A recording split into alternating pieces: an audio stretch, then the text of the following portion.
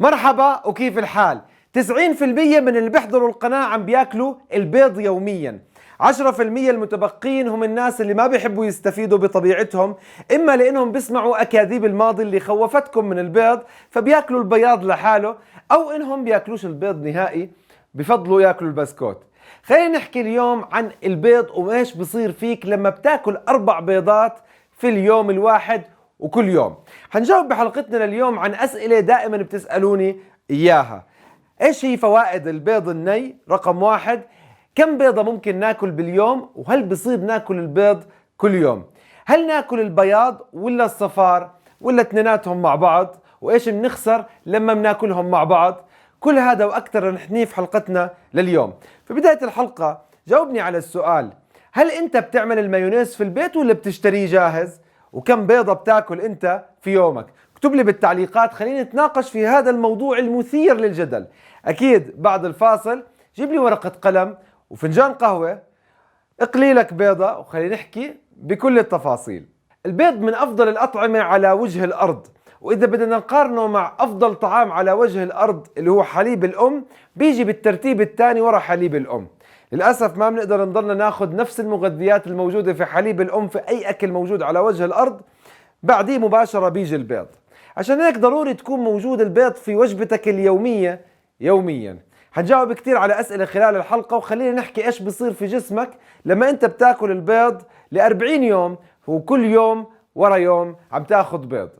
أول الفوائد أو أول الإيجابيات لما أنت تاخذ البيض في يومك إنه أنت عم تاخذ أفضل أنواع البروتين اللي ممكن تحصلها، واللي بتساعد في بناء كتلتك العضلية وأنسجتك في الجسم. إذا أنت مصاب ومريض وبدك تزيد كتلتك العضلية أو تزيد من عملية الاستشفاء، فأنت بحاجة للبيض. إذا بدنا نقارن بين كمية البروتين الموجودة في البيضة الواحدة وبين أي حصة من حصص الغذائية التالية، فالبيض هو الأرخص والأفضل على الإطلاق. البيض هو الأعلى من بين كل الأطعمة من عملية تحويل البروتين الموجود في البيضة الواحدة إلى ما يكافئه من العضلات والأنسجة في جسمك.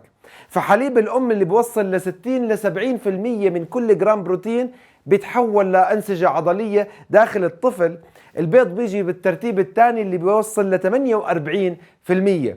إذا أنت من الناس اللي بتاخد السبرولينا على أساس تستفيد من البروتين، فخيرك كان أشطر، لأنه بس 6% من البروتين اللي جوا السبرولينا رح يتحول لأنسجة عضلية، فكبه أحسن لك. إذا أنت من الناس اللي بتاخد BCAA فأنت برضه مظلوم، لأنه بس 1% من البروتين اللي عم تاخده وعم تدفع عليه دم قلبك بتحول لأنسجة عضلية. إذا بدنا نقارنه بالواي بروتين وبروتين الصويا الموجود في البروتين بار، ما بتجاوز كمية التحويل 16%، وما بتقدر تستهلك منه كتير لأنه بتلف لك الكلى. ومش بس هيك، فجزء أكبر، يعني إذا 16% بتحول لبروتين فالباقي كله بتحول للسكر. هذا إذا ما كان ضايفين لك على هذه البارز برضه سكر. الدجاج واللحوم تحتوي على نسبة تحويل 34%، فبالتالي بكون البيض أفضل خيار للرياضيين وللاعبي كمال الأجسام لزيادة الكتلة العضلية. ناهيك إنه أصلا البيض لما بتاكله كمية الكوليسترول الموجودة فيه مع توليفة البروتينات الكاملة الموجودة في البيض بتخليه أكثر قدرة على رفع التستوستيرون الأساسي لبناء الكتلة العضلية. أما الفائدة الثانية لما بتستهلك البيض هو إنه بتستهلك كمية كبيرة من الكولين. الكولين بيعتبروه أحد الفيتامين بي اللي أنت ممكن تستفيد منه على هذه الدرجة، فهو مهم. الكولين الموجود في البيضة الواحدة بيمثل 100 ملي جرام من الكولين. الكولين اكتشفوه جديد في 1998، واكتشفوا أنه هو الأساسي في صناعة النواقل العصبية في الدماغ، الأسيتايل كولين. أضف إلى ذلك أنه بدخل في صناعة الفوسفوليبيد أو الدهون الفوسفورية المستخدمة في بناء البايلاير أو الغلاف الخارجي لكل خلايا جسمك، وتحديدا الخلايا العضلية وخلايا الدماغ. حتى أنه يستخدم هذا الكولين في عملية نقل الإشارات بين الخلايا وبعضها بسبب استخدام الدهون الموجودة على جدران الخلايا.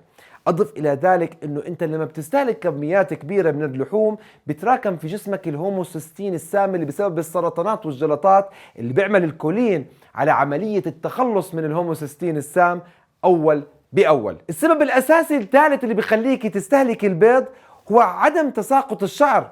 لكل السيدات اللي عندهم غدة درقية وتساقط الشعر، إذا استهلكتيه زي ما رح أشرح لك في آخر الحلقة بطريقة صحيحة بتضمني عدم تساقط الشعر. كيف لو إنه البيض هو يعتبر الغذاء المثالي البيرفكت فود؟ لما أنت بتستهلك البيض عمالك بتاخدي أفضل أنواع المغذيات الموجودة في كمية قليلة من السعرات. عم نحكي عن تقريبا 9% من أفضل أنواع المعادن والفيتامينات الموجودة، تقريبا 7% من الفيتامين A، عم نحكي عن البي 12 البي 2، عم نحكي عن فوليك أسيد، عم نحكي عن الفوسفور. لأصحاب الغدة الدرقية عم تاخد من البيضة الواحدة 22% من احتياجاتك اليومية من السيلينيوم. يعني الأربع بيضات بتعطيك 90% من احتياجاتك من السيلينيوم، بدل ما تضيعي فلوسك على المكملات قليلة الامتصاص. هذا بيض امتصاصه بيكون عالي جدا. أضف إلى ذلك احتوائه على كمية كبيرة من الزنك لأصحاب تساقط الشعر والبشرة واللي فيها بثور، بالإضافة لاحتوائه على الكالسيوم، الفيتامين إي، كي ودي، كل أطياف الفيتامينات الذائبة بالدهون. بيحتوي البيضة الواحدة على 7 جرامات من البروتين، بالإضافة ل 5 جرامات من الدهون الصحية، وكل هذا بس مع 77 سعرة. ما بتقدري تاكل كتير من البيض اللي بيحتوي على سعرات أصلا قليلة. أما النقطة الرابعة، فتأثير البيض الفعال على زيادة خصوبة وقدرة الجنسية عند الرجال وزيادة قدرة الرجل على الانتصاب. بكل بساطة لما بتاخد انت البيض عمالك بتاخد كوليسترول، وهذا هو اللي بيصنع التستوستيرون عندك. في دراسة بينت عند استهلاك 4 بيضات لمدة 12 أسبوع، بينت انه هدول الاشخاص اللي بياخدوا البيض 4 بيضات بياخدوا 900 جرام، تقريبا 900 ملي جرام من الكوليسترول، بينما اصحابهم اللي بياخدوا بس بياض البيض بياخدوا 300 ملي جرام من الكوليسترول. الفرق بين هدول الرجال وهدول الرجال في كمية التستوستيرون هرمون الذكورة 3.5 أضعاف باتجاه الناس اللي بياخدوا البيضة كاملة. فما تهدر بانك تاخد بياض البيض وتخسر مع الصفار قدرتك، علما بانه اساسا ارتفاع التستوستيرون اساسي في بناء الكتلة العضلية. وهون بنوصل للنقطة الخامسة اللي بتخلي مرضى السكري يفقدوا ابصارهم ويصير عندهم الكاتاراكت او المية البيضاء. بكل بساطة عند استهلاك البيض اللي عادة لما تصاب بالسكري بيحذروكم منه لانه الكوليسترول بيرتفع، فبالتالي بيزيدوا من فرصة احتمالية اصابتك بتلف الشبكية وبإصابة بالمية البيضاء. بكل بساطة الزيازيناثين الموجودة في البيض بالإضافة للوتين، وهي مضادات أكسدة بتتراكم في الشبكية، بتعمل على حمايتها من التفكك والديجنريشن، وبتحميك من المية البيضاء. طبعا حسب الدراسات انه بكفي استهلاك 1.3 من صفار البيض على انه يعطيك احتياجك اليومي من هدول المضادات الاكسده، واللي بتزيد ارتفاعهم في الدم بحدود ال 50% اللوتين، والزيازيناثين اللي بترتفع لحدود ال 150%. فاذا انت من الناس اللي بتاكل البياض فاعرف انه حمايتك في صفار البيض، وانسى المعلومات الخاطئه اللي صار لها سنوات تسوق لنا من الاخصائيين والاطباء.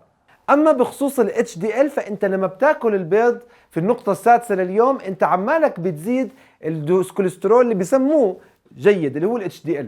هذا الكوليسترول الجيد حسب بينت بعض الدراسات انه لو اكلت انت بيضتين يوميا ولمدة 6 اسابيع بيرتفع ال HDL عندك بكل بساطة 10%. معنى انه يرتفع الكوليسترول 10% من النوع الجيد، هذا معناته انه في صحة القلب اكثر، بتقلل احتمالية الاصابات بالجلطات والسكتات الدماغية. بنقطتنا السابعة عمالنا بنحكي عن الجلطات والسكتات الدماغية اللي بينت الدراسات على 260 ألف شخص انه ما في اي علاقة مباشرة بين تناولك للبيض وارتفاع الكوليسترول والجلطات. وحسب ما بينا بحلقات القاء الماضية انه اساسا موضوع الكوليسترول هو عبارة عن كذبة كتير كتير كبيرة، ويا حرام على اللي انجلط وهو حارم حاله من البيض خوفا من الجلطة، لهو انحمى من الجلطة وانحرم من البيض اللي كان حيحميه من مشاكل عينه ومشاكل السكري ومقاومة الانسولين. النقطة الثامنة لليوم بكل بساطة انه بتأدي استهلاك البيض حسب الدراسات الى استهلاك كميات كبيرة من الأوميجا 3، خصوصا لما يكون هذا البيض بلدي. البيض البلدي اللي الدجاج ماكل من حشيش الأرض مش من الجرينز بيحتوي على كميات كبيرة من الأوميجا 3، وقتها بيؤدي لتقليل مقاومة الأنسولين وبالتالي تقليل الدهون الثلاثية. أما النقطة التاسعة والأخيرة قبل ما نجاوب على أسئلة الحلقة المهمة وأهمها كم بيضة ناخذ في اليوم، بكل بساطة بيساعد على خسارة الوزن. أحد أهم الحميات اللي بيستخدموها الجماعة اللي بيعملوا كيتو لما يثبت وزنهم هو رجيم البيض، واللي حترك لكم إياه آخر الحلقة على الزاوية. هذا الرجيم اللي هو بيعتمد بشكل أساسي على البيض بسبب نزول سريع جدا وكسر للميزان عند ثباته. بكل بساطة لأنه البيض بتميز عن بقية الأطعمة إنه طعام كامل فيه بروتينات كاملة دهون صحية، بيعطي شعور بالامتلاء بسرعة وانت بتاكله، وبيعطي شعور بالرضا، بيمنعك من تناول المزيد، وبيحافظ على شعور طويل بالشبع خلال النهار.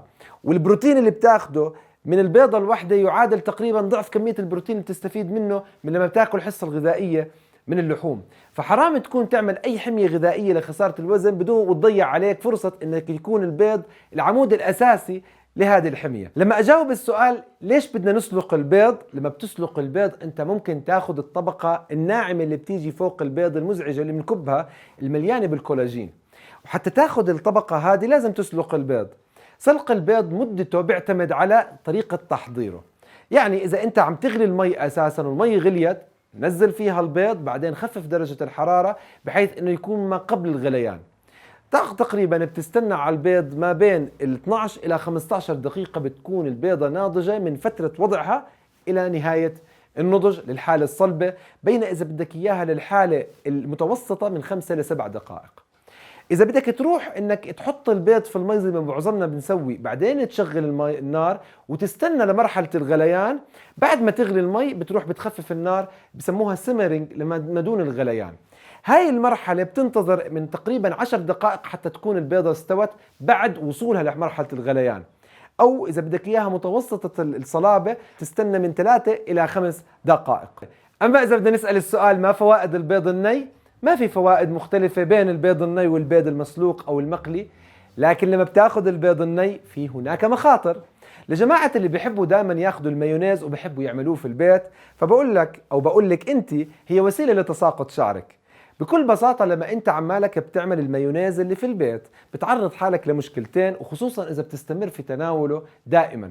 كل 200 ألف بيضة في احتمال بيضة يكون فيها سالمونيلا، وإذا أنت عندك مناعة ضعيفة فهاي السالمونيلا اللي أنت أخذتها لأنك ما طبخت البيض راح تؤدي لديارية، إسهال، بالإضافة لمغص في البطن، قيء مستمر، وممكن تؤدي للوفاة. ف30 حالة وفاة في أمريكا كل سنة بتصير بمجرد الإصابة بالسالمونيلا. أضف إلى ذلك أن البروتين الموجود في البيض والمرتبط ارتباط وثيق في البيوتين اللي بنسميه الأفيدين، هذا البروتين بيمنع امتصاص البيوتين في الأمعاء الدقيقة. فبالتالي إذا أنت بتاخذ دائما البيض بتمنع امتصاص البيوتين سواء من البيض أو من غير البيض، وبالتالي بيعرضك للفقدان الحاد وديفيشنسي في البيوتين. بدون البيوتين بيصير في عندك تساقط في الشعر، تكسر في الأظافر، بالإضافة لمشاكل في الجلد. أما لجماعة اللي بيحبوا يكبوا الخير وبروحوا بياخذوا البياض دون الصفار، خلينا نجاوب مين أفضل، الصفار ولا البياض؟ البيضة الواحدة فيها تقريبا 7 جرامات من البروتين، إذا قسمناهم على 2 كمية الامتصاص اللي بتصير من البيض بحدود 3.5 جرام من البروتين. إذا أنت بكل بساطة رحت أخذت بس البياض رغم أنه في بروتين أكثر من الصفار، يعني 4 جرامات بروتين، لكن امتصاصه بنزل ل 16% أو الاستفادة منه. يعني أنت فعليا بتنزل كمية استفادتك من البروتين الموجودة في البيضة الواحدة 80% بمجرد إلقائك في الصفار اللي فيه كل الفوائد. فبالتالي أكيد كل البيضة كاملة وما تهمل لا البياض ولا الصفار. هل بصير ناكل بيضة واحدة في اليوم؟ أكيد لازم تاكل على الأقل بيضتين في اليوم. طب كم بيضة يفضل أن ناخذ في اليوم؟ بناء على ما تفضلنا من فوائد وإيش بصير في جسمك لما بتاخذ البيض. أفضل طريقة عشان تحصل فيها احتياجاتك من السيلينيوم بالإضافة لاحتياجاتك من الكولين ومضادات الأكسدة الموجودة غير الكيراتين الموجود في صفار البيض، إنك تاخذ من 3 ل 4 بيضات يوميا طالما أنت قادر وعندك وقت إنك تستهلكهم. أفضل إشي إنك تاخذ البيض صباحا لأنه بيعطيك شعور بالشبع مستمر، أو ظهرا، المهم خليه وقت يكون فيه يساعدك على الاستمرار في الصيام. وأفضل وقت للرياضيين ياخذوا البيض هو مباشرة بعد التمرين الرياضي. لما كنت ألعب حديد في الماضي السحيق كنت أخذ بعد التمرين وأنا في الكيتو 10 بيضات مباشرة بعد بساعة من التمرين. هذا بيعطيك زيادة في هرمون النمو، بيساعدك تصوم فترة زمنية أطول، بيحفز التستوستيرون وبالتالي بناء كتلة عضلية أكثر. اللي بياخذ بياض البيض من الرياضيين بيبنوا حديد هو ضيع حاله 80% من الفوائد، واللي بياخذ بديله من الصويا وما صويا بدل ما يكبر عضلاته بيكبر ثدييه بسبب الصويا الموجودة فيه. بداية حلقتنا اليوم احكوا لي كم بيضة بتاخذ في اليوم، وهل بتاخذ البيض بشكل يومي؟ في نهاية حلقتنا اليوم شفت المعلومات بالفيديو مفيدة، أكيد ما تبخل على غيرك بالشير، فنشر المعلومة أكيد خير، وزكاة العلم نشره. وما تبخل حالك بأنك تنضم للقناة وتكبس إشارة الجرس، حتجيك أول بأول إشعارات كل ما يخطر على بالي فكرة مفيدة إلك أنت. وأكيد بتقدروا تتابعوني على الإنستغرام وسناب شات وتويتر والتيك توك، وكل ما في الحلقة من معلومات ومصادر موجودة في المقالة المثبتة في التعليقات وموجودة في صندوق الوصف. تقدروا تنضموا لعالمنا الرائع بالفيسبوك، عالم سمارس كيتو أند فاستنج بلانيت. وإذا بدك معلومات إضافية عن الرجيم الأسرع في كسر الميزان، رجيم البيض، تقدر تطلع على الحلقة اللي هون. وبشوفكم إن شاء الله في الحلقات القادمة، ومع السلامة وبأمان الله. باي.